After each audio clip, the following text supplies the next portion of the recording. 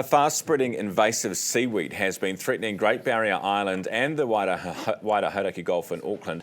Started on Great Barrier, where for the first time in years, boats will be allowed to anchor in new yellow zones. You can see them on your screen. So does this mean it's dying off?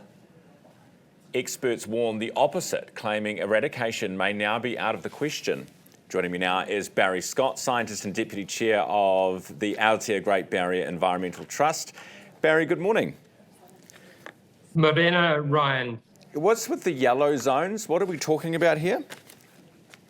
So the yellow zones, these are zones where boats will be able to anchor, but no contact fishing on the bottom by dredging or trawling, but they'll be able to throw their lines over and fish. That's a bad thing. Whereas the red zones, no anchoring at all. Right. So what is the yellow, are you happy about the yellow bits or angry about the yellow bits?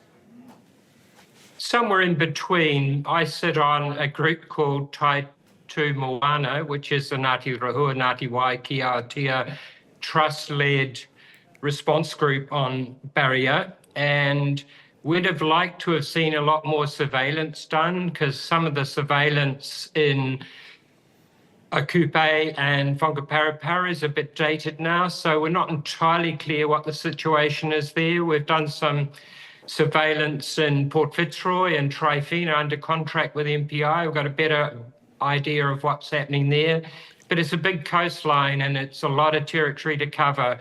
So there will be caulerpa there, and boats will potentially be anchoring over the top of caulerpa.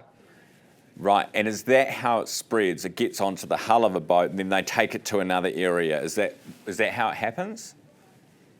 It can spread by ocean currents, but with boats it can get attached to the anchor or to the chain. And so the big warning for boaties is please check your anchor, please check your chain when you lift it up and remove the caulerpa, especially if you're going to another bay where there's no exotic caulerpa at present. And Barry, do we know how wide an area, how big of an area has got caulerpa on it right now? Well, at Aotea, it's across probably something like 800 hectares. Originally detected in a Akupe in 21, over 4 years ago now, and it was probably there for a couple of years before that. And it spread then with currents and storms, which breaks it up, and you only need a little fragment. And if that settles on the seabed, it'll start growing. Spread right up the west coast, but still hasn't really taken off in Fitzroy, and that could be to do with the large currents that flow through there and sedimentation, and the whole east coast of Aotea is still free of it. So it's mainly up that west coast. Why some areas and not others, Barry?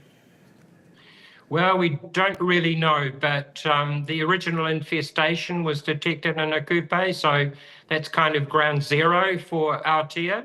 And it already was right across the whole bay as meadows of caulerpa.